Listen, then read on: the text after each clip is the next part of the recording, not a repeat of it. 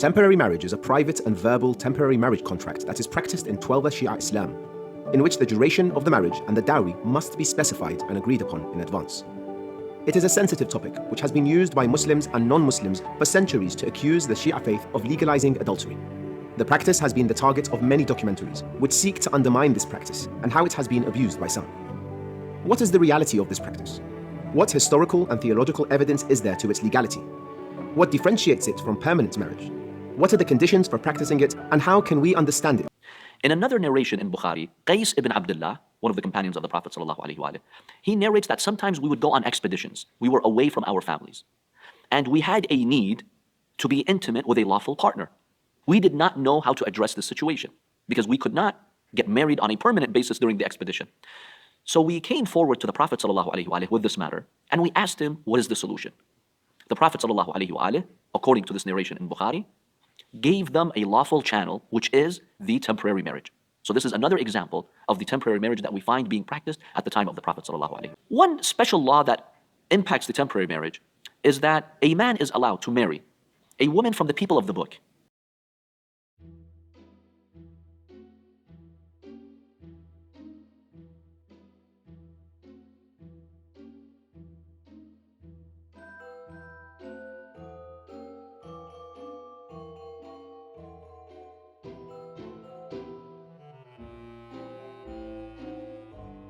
A Christian or a Jew. And like, she said she's Christian, is that true? Did I hear that right? I mean, unless she converted, at last I knew she was Catholic. So, yeah. Story time. Mean Girls Part 2. Hated me for a week because I wouldn't trade her my fuzzy bear sticker. Like, get your own fuzzy bear sticker. Your parents are richer than mine. Like, you know? Anyway. And then it came time to decide what high school we're going to go to. And all of them wanted to go to an English one, funnily enough, because we went to a French Catholic elementary school. We went to a French Catholic elementary school. We went to a French Catholic.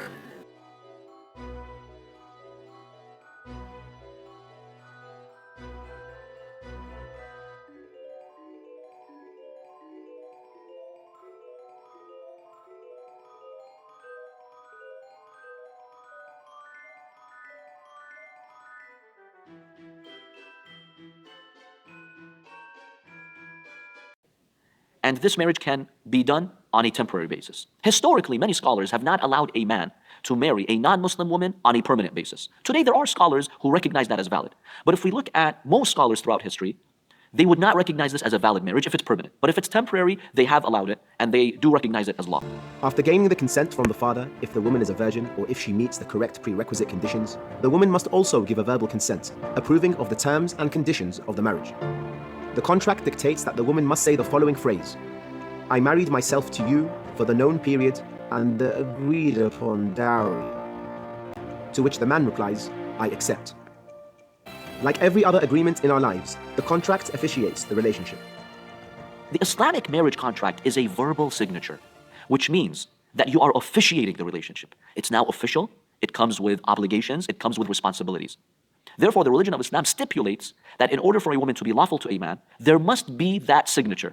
There must be that transaction, because that transaction officiates the relationship and it makes it legal. So even if it's just a few words, but it's a commitment between both sides. And that's why the Imams of Ahlul Bayt would constantly repeat this phrase, إِنَّمَا يُحَلِّلُ الْكَلَامِ وَيُحَرِّمُ الْكَلَامِ. Speech can make something legal and it can make something illegal, right?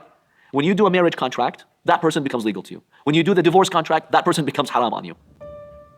In both types of marriage, temporary and permanent, a primary requirement is the mahar or dowry as stipulated in the Holy Quran. Allah subhanahu wa ta'ala in Surah An-Nisa verse 24 stipulates the dowry using the word ujur in Arabic. Therefore we know that one of the components of a proper temporary marriage is for the dowry to be there. Now why does the religion of Islam stipulate the dowry? To make the transaction official. This is a verbal signature between the husband and his wife in this temporary relationship. In order to officiate this marriage and make it an official transaction, there must be a dowry. It serves that purpose, symbolically and psychologically and emotionally as well. Now, there is no limit on what the dowry can be.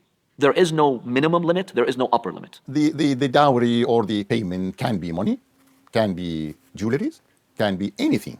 So there is no restriction. It depends entirely on both. And again, because the offer is from the bride-to-be or the woman who is going to be act as the wife. Yeah. Never. I'm investing my money in property in the future. I think that's what I'm gonna do. What do you think? What do you think about a nice property in the Gulf? She has the right to, say that I want this particular, not leaving to the man. So, if the term to be fixed, the dowry to be mentioned, and it is only left to both to decide on that and agree on it. In the school of Ahl al-Bayt, a witness is not required for both marriages, the permanent and the temporary. Yes, it is recommended to have witnesses, but it's not a condition. So in Shia law, a person can enter a mut'ah relationship without the presence of any witnesses. But when it comes to the divorce, in the permanent marriage, yes, we stipulate that there must be 2 just witnesses. But when it comes to the temporary mut'ah marriage, basically it ends in one of 2 ways. One is when the duration expires. So let's say they agreed on 1 year. When that 1 year finishes, automatically that temporary marriage expires. There is no need for a divorce contract in the presence of 2 witnesses.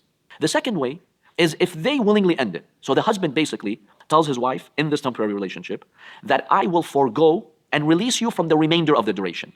If he says that, then they are separated without the need to have any witnesses to witness that. The third case is for women who, for whatever reason, they don't have menstruation. Yeah, then the iddah is 45 days. Now, why does Islam stipulate the iddah period? This is to protect a woman from falling into a negative path, such as the path of prostitution. By imposing the iddah, she cannot enter relationships with numerous men right after the other. She has to respect this marriage relationship. Yes.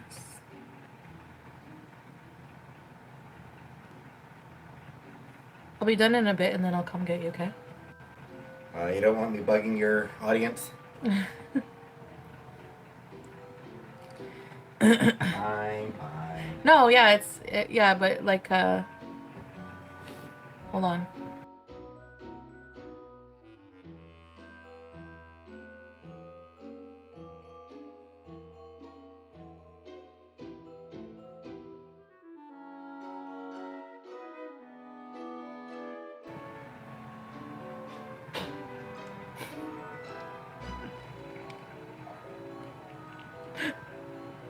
Poor Pete's.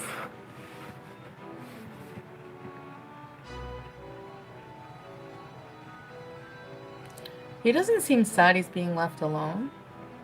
I don't like to have like any men in my room.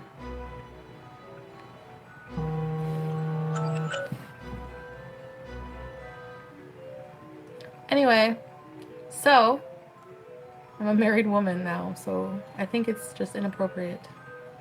Well, I'm not married. Well, you know what I mean. Anyway, here's the thing. You guys are going to hear me like contradicting myself a lot because I'm purposely trying to be vague so that I can keep some of my privacy. It is hard to do that, especially by waiting those 2 cycles. This ensures that these relationships she's entering are purposeful.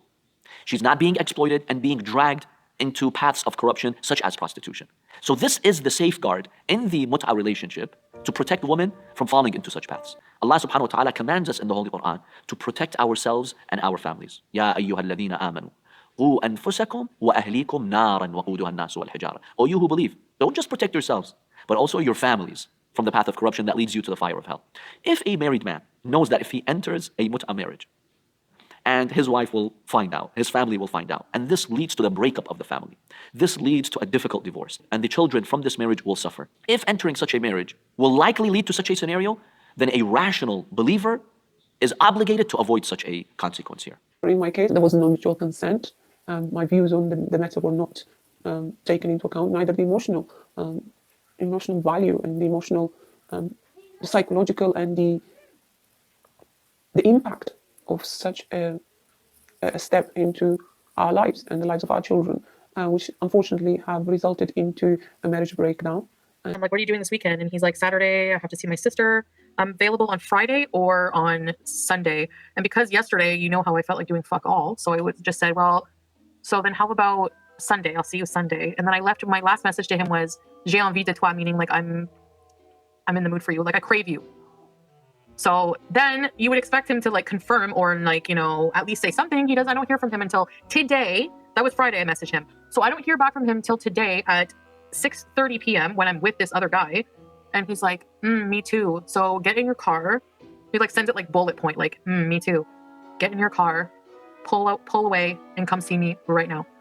Like probably trying to be sexy kind of thing. You know what I mean? So I was like, obviously not answering. No, I had sex 4 times with a married man today. Pete's boo her for being a hoe. Boo. Sleeping with married men. Well, I didn't know what, like, he has a family in Turkey. I'm like, is it normal for you to sleep with women when you're like, yeah, it's not the same. And obviously the relationship with the other person has continued despite many attempts to even save the marriage, because once the emotional connection is there, I find that either through both parties or one party, it's very difficult to then disassociate. It is not reasonable, it is not logical to take a text from a book or a fatwa and say, since it is there, I do it. No, you have to see all the, interrelated issues and things that really, the ethical